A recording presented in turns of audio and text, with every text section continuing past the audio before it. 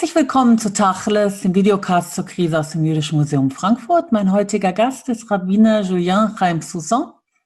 Herzlich willkommen. Hallo. Und er ist Rabbiner der Jüdischen Gemeinde Frankfurt und Mitglied im Vorstandsbeirat der Orthodoxen Rabbinerkonferenz. Das Thema, über das wir uns heute unterhalten, ist Gemeinschaft in der Krise. Und meine erste Frage ist, in der jüdischen religiösen Praxis spielt ja das gemeinschaftliche Begehen von Ritualen und das Beisammensein eine zentrale Rolle. Nun sind Gottesdienste derzeit verboten und Gemeinschaft ist auf den engsten Familienkreis begrenzt. Welche Folgen hat das für die religiöse Praxis? Ja, schon sehr problematisch. Also sagen wir haben zunächst einmal technische Probleme, in Anführungszeichen, also religionsgesetzliche. Denn bestimmte Gebete dürfen nur mit 10 gesprochen werden, zumindest im orthodoxen Judentum. Und diese 10 Männer müssen in einem Raum sein. Also wir können auch nicht einen virtuellen Raum sozusagen anstelle anbieten. Das heißt, dass innerhalb der Gebete, wir beten morgens, nachmittags und abends als feste Gebetszeiten, in diesen Gebeten können bestimmte Teile dann nicht gebetet werden. Ich glaube, am schmerzhaftesten für die meisten Gemeindemitglieder, die das eigentlich gerne jetzt machen würden, ist das Kaddisch-Gebet zum Beispiel. Das Trauergebet, das Totengebet, das man für Verstorbene sagt, 11 Monate lang nach dem Sterben. Und das ist eben momentan nicht möglich. Das andere, was auch nicht möglich ist, ist das öffentliche Torah-Lesen. Also diese Abwesenheit von Öffentlichkeit. Es ist ja nicht nur Gemeinschaft als solche, sondern es ist auch sozusagen die religiöse Öffentlichkeit, die wir brauchen. Wir kennen das schon aus der Bibel, aus der Torah.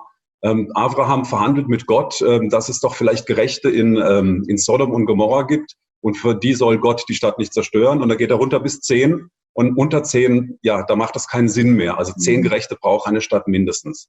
Oder auch die 10 Kundschafter, die schlecht über das Land reden, die werden als Gemeinschaft, als Edar bezeichnet. Also wir haben dieses Quorum von 10, das können wir momentan nicht herstellen. Und deshalb sind wir eben ja darauf angewiesen, zu Hause zu beten. Und das macht es schon ein bisschen schwierig.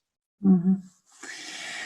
Nun gibt es ja digitale Substitute. Dieser Tage nutzen viele Zoom, auch wir unterhalten uns jetzt über Zoom.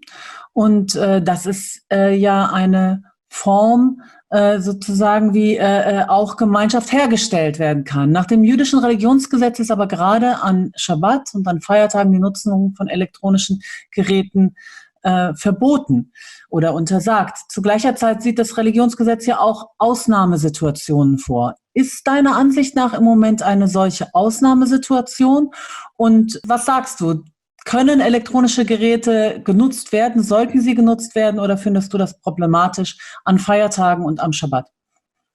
Ja, das ist tatsächlich das Problem. Also im orthodoxen Judentum darf man am Schabbat keine Elektrizität aktiv nutzen. Das heißt, Zoom und Co. fällt aus.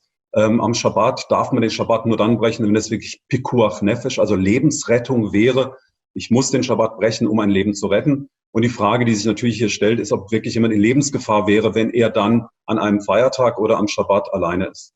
Nichtsdestotrotz gab es in Israel eine Gruppe von sephardischen, also orientalischen Rabbinern, die gesagt haben, ja, am Feiertag ist man nicht ganz so streng, auch gerade mit der Elektrizität. Und da könnte man zum Beispiel den Seder, also jetzt den Pessachabend, den man normalerweise ja in der Gemeinschaft verbringt, den könnte man dann privat, also vielleicht mit den Großeltern beispielsweise, die sich zuschalten unter bestimmten Voraussetzungen vorher angeschaltet und so weiter. Und die haben das erlaubt. Und dann haben aber die Mehrheit der anderen Rabbiner haben gesagt, nein, das ist nicht in Ordnung, das geht nicht. Wir schaffen da auch einen Präzedenzfall. Was ist nach Corona, wenn die Leute sagen, ja, ich bin jetzt heute auch nicht in der Lage zu kommen im Gottesdienst, könnt ihr das nicht übertragen? Also die einen sagen, lieber nicht, zu denen gehöre ich auch, lieber nicht. Auf der anderen Seite bin ich aber froh, ich habe in einem Online-Kurs, den ich gemacht habe, eine ältere Dame dabei gehabt, die war zugeschaltet. Und die hat gesagt, sie wird das nutzen und sie ist froh, dass es Rabbiner gab oder gibt, die ihr das erlaubt haben und die ihr sozusagen die Möglichkeit geben, trotzdem im Religionsgesetzlichen jetzt nicht auszubrechen, zu sagen, ich mache es halt einfach trotzdem, ist mir doch egal, was die sagen, sondern ich bin noch in diesem Rahmen. Und deshalb bin ich froh, dass es die Entscheidung gibt, auch wenn ich sie vielleicht selbst so nicht teile. Mhm. Interessant. Du gibst ja sehr viele Online-Kurse, du machst Videos für Kinder, du hast einen Fernsehgottesdienst gemacht. Sind diese digitalen Formate für dich auch eine Art Gemeinschaftserfahrung?